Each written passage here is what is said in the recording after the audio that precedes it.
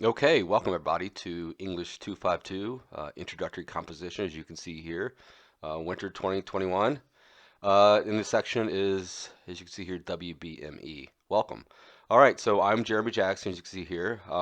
Today I just want to go over the course outline. That's all we're going to do, um, and lay out sort of the expectations for this class and sort of explain how this class is going to operate, and what the expectations are from you as well as from me.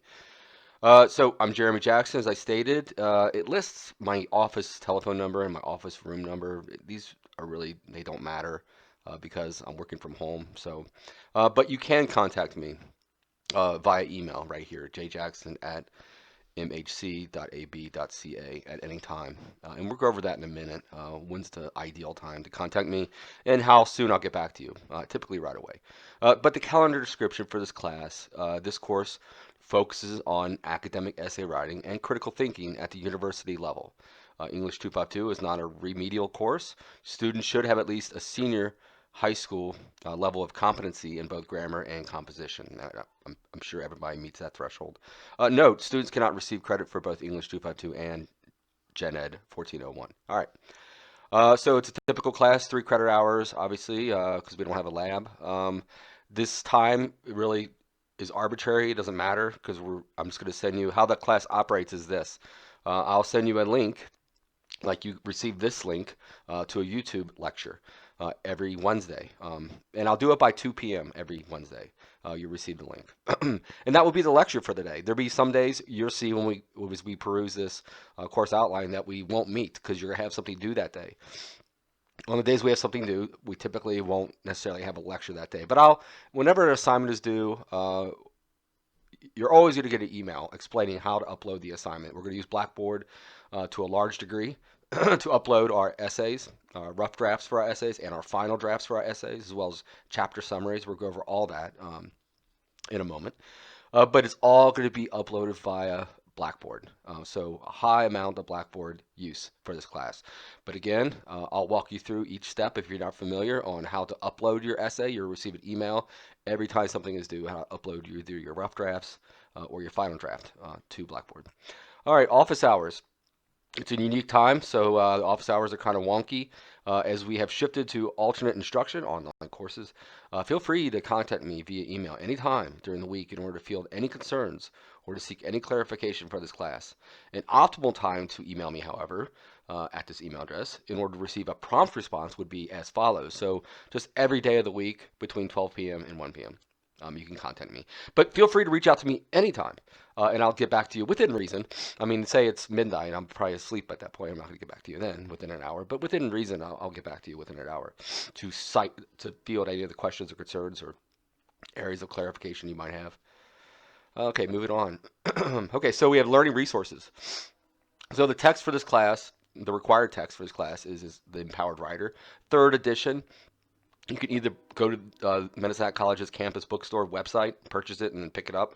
I believe they're doing either curbside or they're limiting the amount of individuals that can go into the campus bookstore. Or you can buy it online on Amazon.ca. I know I've seen it on there yesterday, so I know it's available. And the other option is to simply buy it through another student who has taken 252, my 252 in the past. Other instructors use different texts. But yeah, I'm sure you can find it. I've taught this class for a while now, so there's a lot of books probably floating around used. The other option, excuse me. Oh, sorry. I wanted to mention people have questioned if they should. There's a couple second editions floating out around campus in Medicine Hat of the Empowered Writer, and it simply doesn't match up. You can't use the second edition. It's not going to work out in terms of the chapter summaries that we're going to have to do that are due this semester. I think there's 4 of them, and they don't line up to the same chapter number enumeration in the third edition. So it's probably not going to work.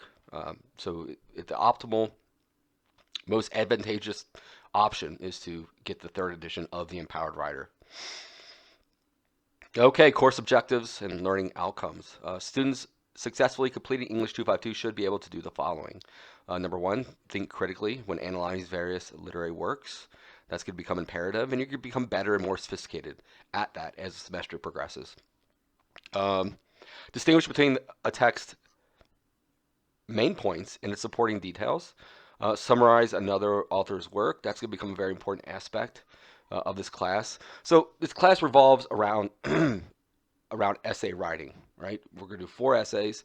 We're going to start off with smaller essays and build towards larger essays, the final essay being the largest, the research essay. And within that, the framework of those essays, this can become imperative that you're able to directly quote properly or paraphrase properly or summarize someone else's work, another author's work properly. But we're going to go over that in future classes. Number 4, you should be able to use correct grammatical form, and that's going to be a challenge for some. Some people are going to be completely on board right away in how to craft sentences, how sentences build to proper paragraphs, as we see in number 5, and how to use the grammatical form properly in proper adherence within the essay. Some individuals, it's going to take time to catch up to that, and I'll give commentary. You're going to give commentary on other students because this class, as we're going to see in a moment, functions as a workshop as well, meaning that we are going to read other people's work and comment on it via Blackboard. So that will be one thing that is going to become an important element, these two things. Summarize another person's work, another author's work through direct quote, paraphrase, or summary, as well as using correct grammatical form. Number 5, we sort of touched upon this in 4, write unified, coherent, and complete sentences, paragraphs, and essays. I can't tell you how many final essays that are that the student thinks it's finished, it's polished, it's ready to turn in. They upload it to Blackboard, and it's just a myriad of incomplete sentences, run-on sentences, comma splices, things I would have pointed out to them ad nauseum prior to them turning it in, right? In prior essays, they would have had plenty of opportunity to fix these errors. So just be cognizant of that you're going to have, I'm going to give you commentary, and you're going to receive commentary from other students on your errors. Just fix them for future essays.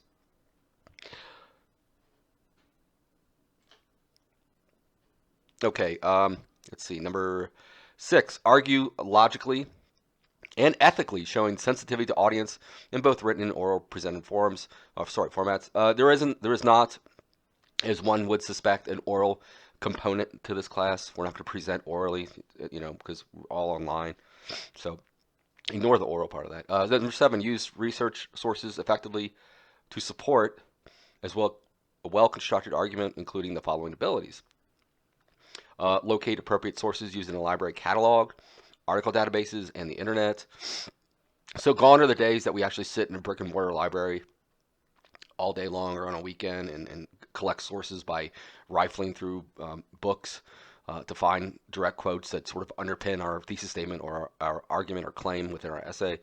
So I understand that most of our sources that we're going to have for our essays are going to come strictly from online, either through article databases. There's going to be a whole class on that, a whole lecture, and me going through the databases with you if you're not familiar with them that are on Medicine Hat's library's website. And or you're going to receive your sources that you're going to insert within your essay from the internet in general. And that's going to be incumbent upon you to be able to decide whether a source is bona fide or not. Is it some individual writing a blog out of their mom's basement, some middle-aged man writing a blog, or is it someone who's actually done research and is an authority on the subject matter which they write on? Evaluate sources for, here we go, this is sort of reinforcing that, for suitability and credibility, highly important. So one of the things that I caution students from doing, and it will become a deduction within your paper, is using Wikipedia as a source. Don't use dictionary.com as a source. WebMD I don't really like as a source. SparkNotes, we don't like to use that as a source, right? The information might be right and correct and bona fide within Wikipedia. That's fine. But we would never say, according to Wikipedia, and then whatever quote you're going to pull from Wikipedia. Always go, Wikipedia is a great place to start. I use Wikipedia all day long, hours I'm on Wikipedia a day reading about information. But I always go, if you click on, there's a reference number next to each quote that's in Wikipedia, and it takes you down to the bottom of the page in references, the reference section. And then you click on that, and that takes you to the direct website that it came from, the direct source, the one source that it originated from, right? That's where you quote from, not Wikipedia itself. Okay, here, integrate sources smoothly and logically into texts. Document sources correctly using a recognized citation style. Okay, highly important. This component is one of the main components you're going to be graded on this semester, and I'll give you a rubric. I'll post it in Blackboard, and I'll send it to each of you. And it's the rubric dictates what an A paper is versus a B, what the minus is, if a paper falls in a minus realm, so just A minus, B minus. Because sometimes if you later on we look at the grade scheme, A minus versus an A paper is separated simply by 1 point, but you either meet that standard or you don't. And part of that standard being met is being able to use correct and recognizable citation style. In this class, unlike other classes you might be familiar with, we're going to use MLA, Modern Language Association formatting style. I'll go over a whole lecture next class on this. It's boring, it's tedious, the lecture is, but it's important and imperative so you understand, because this is a large component of this class that you're going to be graded on is MLA style. Are you able to quote correctly outside authorities within your paper? Are you able to cite them correctly within the paragraphs? Are you able to marry up that citation within the paragraph to a reference on the works cited page? And MLA is different from APA, which is what you might be familiar with, depending on what your major is. But in psychology and medicine and biology and science, they use APA. We're not going to use APA in this class. And individuals are going to turn in a paper using APA. And that raises a red flag with me. That's either you've taken a paper from another class and you're using it again, which is plagiarism. You're plagiarizing yourself at that point. Or you simply haven't been paying attention to my comments and other people's comments on MLA. Detailed course content, topics, and sequencing. Okay, so as we mentioned before, English 252 is an introductory university level composition course designed to focus on academic essay writing and critical thinking. In order to enhance their current skills, students will study examples of effective writing and compose various written and oral assignments on their own. And again, remember, we're not doing an oral assignment at all. Wherever possible, English 252 is designed to recognize students' personal interests, objectives, and learning styles. To that end, this course will provide flexible and differing styles of writing with varying modes of delivery. So when we say flexible, this course will provide flexible and differing styles of writing. It means I'm going to introduce different styles of writing to you. I'm going to give you examples, many examples, of students' writing, stellar writing, and bad writing from the past that I've collected.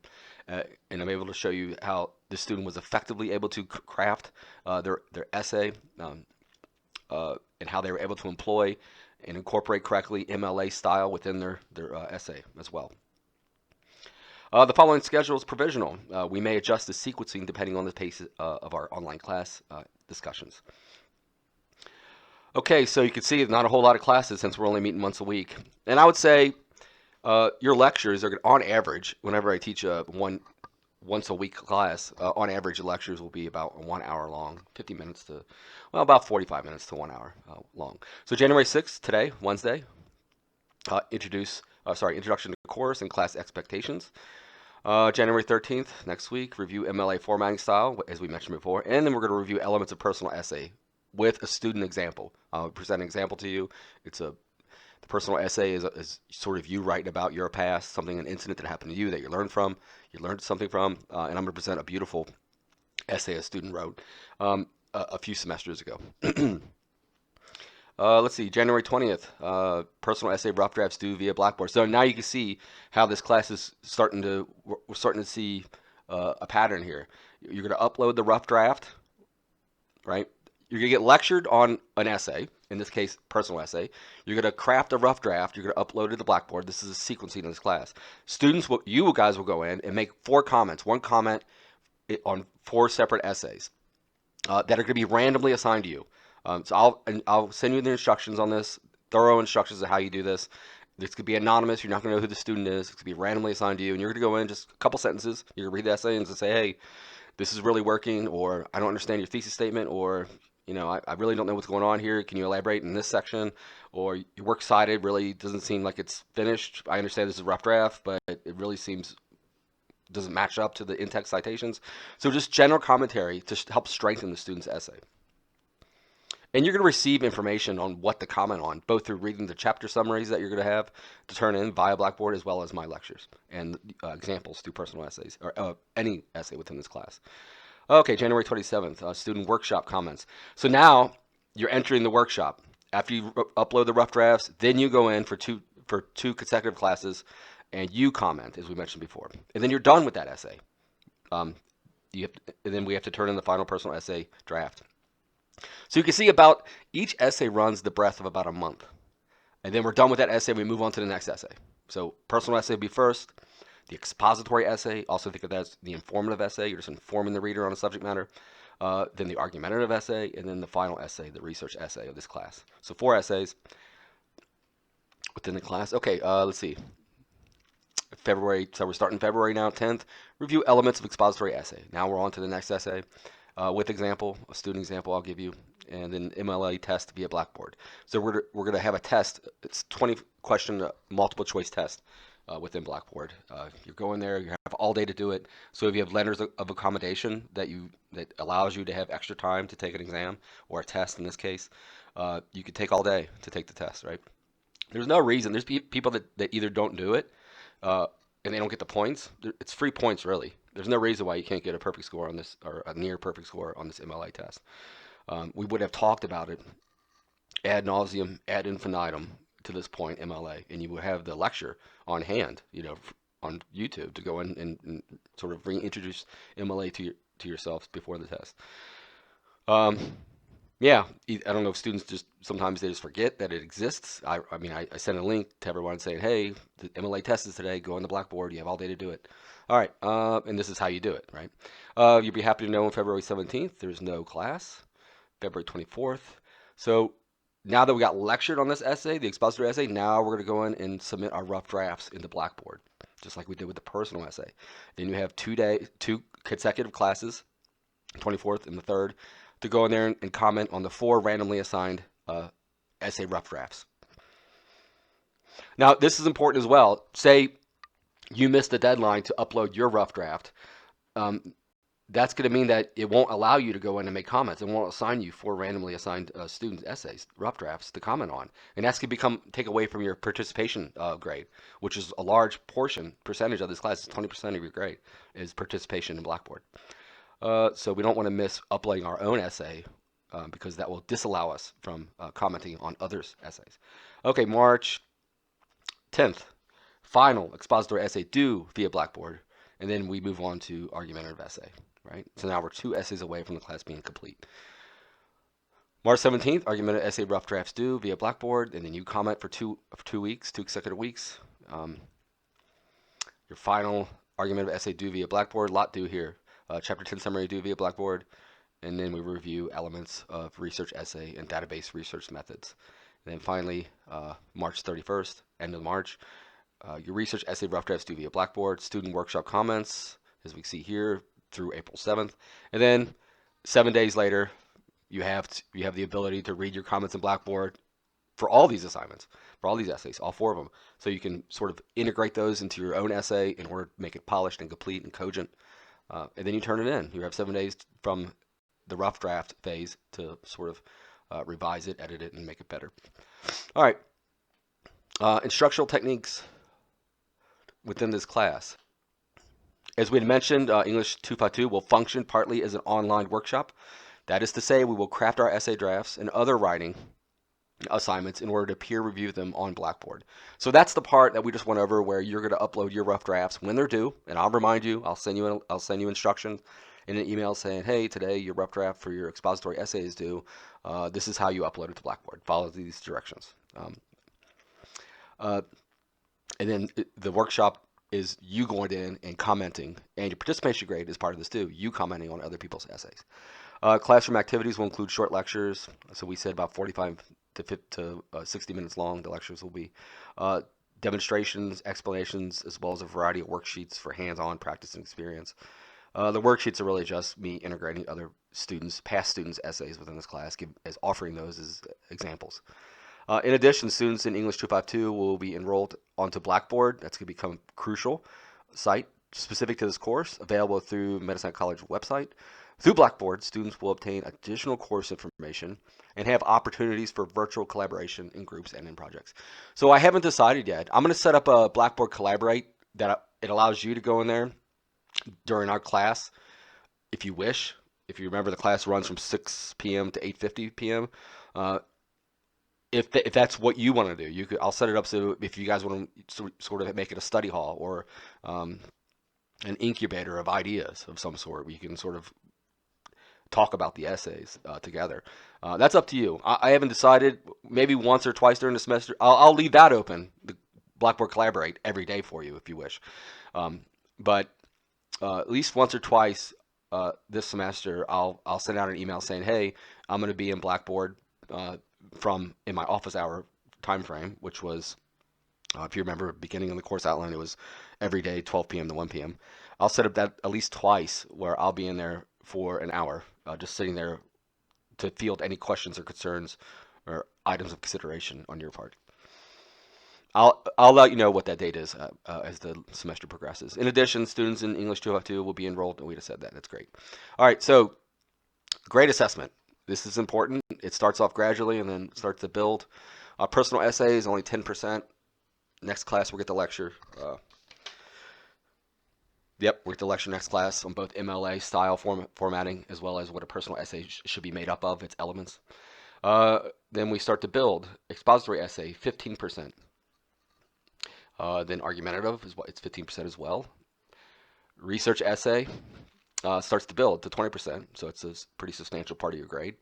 Then online workshop participation, what I mentioned before, that's a large number. That's a large portion of your grade within this class. So just be cognizant of that you're going to need to upload your essay rough drafts, which will allow you to go in the next week to comment on other students' essays, rough drafts. It's a chapter text summaries, 5%. So, I mean, all you have to do is summarize the chapters that I outline, and you get this free 5%. And then 15% for the test. Okay, here we go. Dates of major assessments. So the assignments, the due dates. We just went over all of them. So peruse that at your leisure. You'll be happy to know there is not a midterm and there is not a final exam within this class. That'll be a great respite for most of you who will have midterms and final exams in other classes. So you can use the time to focus on those classes and not worry about having to study for anything within this class. So late assignments and missed exam policies are just late assignments for this class. Late assignments are penalized 10% per day late. You must write me prior to the assignment due date if you're facing challenges and require you to reschedule. Bear in mind that rescheduling any assignment due date must occur before the original due date and must be in writing. So the writing part is just, it's not like you writing a letter to me or anything. It's just an email where you're communicating with me about you're going to need another day. But in taking another day to write something past the due date, you're going to be penalized as per this contract, 10%. Plagiarized work will result in a grade of 0 upon first offense. So if you plagiarize, you're going to get a 0 on the assignment, and will result in a failure of the course upon second offense. So as you know, taking a class, if you've used Blackboard and if the class was based on essay writing, which many are, we take the essays that are uploaded to Blackboard, as most professors do, and run it through a program within Blackboard in order to catch the plagiarism. It reaches out to the internet and tries to find the same quote that you put in, and then it pulls it back if it's not quotation marked, or if it wasn't given proper attribution, such as saying, according to Dr. So-and-so, and then the direct quote, right? The attribution. And we'll go over what attribution is at a later date as well. I'll elaborate on it. Examples of plagiarism include copying passages from another source without proper attribution, paraphrasing another author's work without attribution, handing in work already evaluated in another course, and passing off another person's work as your own. So I think maybe once I saw someone plagiarized, and then I questioned them about it. They seemed very sincere that they didn't know they did it. We fixed it. We moved on. But there's a couple times people handed in assignments and the essay was written completely in APA, and it was towards the end of the semester, and there's no way they didn't learn MLA at that point from all the lectures, from all the essay rough drafts and final drafts we would have turned in. So it seems so much like they just took that assignment, that essay from like a biology class, and turned it in and passed it off as a English 252 essay. So just be careful of that. Academic dishonesty, plagiarism, and cheating are serious offenses and may be punished by failure on exam, paper or project, failure in the course, and or expulsion from the course. Never had to do the latter, and hopefully we never have to. Okay, so this is a general common grading scheme we see here. We got the A plus, A minus, all the way down to F. So as we progress through the semester, and I told you before, I'm going to give you a rubric that you could look at, and you might get a paper back, a final draft, and then you might see the grade, and you're looking at in your grade center in Blackboard, uh, and you see your grade. Oh, I got a B minus. Like, oh, I worked so hard on this essay. I integrated all the things that the instructor said to do. I don't know why I got a B minus. Why couldn't he just? And you're going to email me and say, can I just get one more point to make it a B from a B minus, a 71 to a 72? And I'm going to say to you, take the rubric, look at your paper, look at your grade on the rubric versus your paper, and then make an argument that for that 1 point. And most of the time, you're not going to be able to come up with a solid argument because I'm gonna scrutinize these essays to a large degree, trying to give you the best grade possible. I'm not trying to give you an F. I'm trying to help you. Um, but but the grade I give you is the grade I give you, unless you can make a really solid argument otherwise. Accessibility statement. If you are a student that requires additional accommodation, some of us will require this to support your learning and have been approved through our Accessibility Services Office, please contact your instructor prior to exams or any other forms of evaluation if accommodation is desired. Yeah, there isn't an exam or there's not any midterm within this class. The only thing we have that is time-based, really, that it has to be done in the 1 day window that it's open on Blackboard is the MLA test, which you have all day. So I don't foresee this being an issue. Important section right here, mental health statement, especially when we get to say the dark days of midterms and finals. Medicine at College recognizes the importance of student mental health and well-being and has many resources available for supporting students throughout their academic journey. Services such as counseling, support groups, self-help modules dedicated to helping you manage things like anxiety, stress, depression, and relationships are accessible to students on the campus as well as online. To connect with the mental health and counseling, visit the student advising desk, calls for the registration, by calling, here's the number, or the information is also available through this web link. So this will become important, and I would strongly advise you, and it would behoove you to use this. It's anonymous. Either call them up. You don't have to give them your name. It doesn't filter down back to me necessarily unless you want it to, what you're talking to them about. But if you, what we're trying to do this semester and all semesters really, especially in this environment where we're not sort of face to face in brick and mortar establishment, is the idea of destigmatizing, taking away the stigma that's involved with mental health, of people suffering in silence. And you're going to see it. I see it, and maybe at one student semester that I could visibly see that they're tapering off on their assignments. They're not putting the effort in. The writing should become more sophisticated and more evocative as the semester progresses, more academic, but they're not. And then I see at some point in the grade center on my side in Blackboard that they're simply just not turning in assignments anymore. And that's when I reach out to student counselors and say, hey, this student is just, it's gone radio silent and it needs to be addressed because I'm concerned for them. So you can reach out to me as well if you have any concerns for yourself. In addition, the Student At-Risk Support Team, SARS, is here to respond to concerns around mental health and physical well-being, security and academic issues, offering additional intervention and connecting students with appropriate resources on campus at this web address. So please reach out to these two things or telephone number. I don't think they're meeting face-to-face. For some of you, that might be a good thing. You don't necessarily want to meet face-to-face with someone if you're facing some mental health situation. Because sort of it takes away the anonymity if you're meeting face to face. But you have these other resources, the number and the web address, in order to field any questions you might have with regard to mental health. All right, student responsibilities. The heavy lifting that you have to do within this class. So attend online classes on a regular basis. So listen, we meet once a week for 50 minutes to up to 60 minutes, 45 to 60 minutes, right? You could you don't have to necessarily listen to this lecture on Wednesday. You could listen to it at your leisure on the weekend. I wouldn't fall too far behind on listening to these lectures. Then you have like 3 or 4 hour lectures to listen to if you skip 3 or 4 classes and just wait. And by the way, then you're missing assignments and you're missing instruction. So I would say listen to it that week at least, the lecture. It doesn't have to be the Wednesday, right? That's completely up to you. Log into Blackboard daily to participate in class discussions. Attend online lectures and workshops. Check email on a daily basis for class update. That's important. This one's crucial. Check in your email a couple times a week. Definitely on Wednesday, check it, but a couple times a week at least if I'm giving updates. And if you haven't received the link to the YouTube lecture on Wednesday by 2 p.m. every Wednesday, then there's a problem going on. Either I didn't send it, which is not the case. I will always have sent it by 2 p.m., usually by 10 p.m.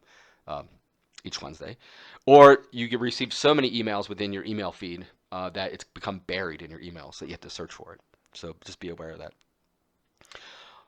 Check email. We already said that. Be attentive and respectful to the instructor and your fellow students at all times. That's usually never been a problem or an issue. Be observant of the diversity of ideas and subject matter expressed in the class. Okay, wow, that's it. Okay, so it's going to be an interesting semester. I've had a number of 252 classes I taught last semester, and they went smoothly for the most part. We didn't have to change the schedule. I was flexible if we had to, but seemingly we didn't have to. Please email me if you have any questions. And just to recap, today we went over the introduction to the course and the expectations for this class, both for expectations from me to you as well as your expectations to me for this class. And next week, just looking ahead, next Wednesday, we're going to review MLA formatting style, and we're going to review elements of personal essay with an example I'm going to present to you. So next class might be a little longer than 60 minutes. It's going to probably be an hour and a half because I'm giving you two things since we only meet once a week. All right? So please email me if any questions or concerns. If not, I'll talk to you guys later.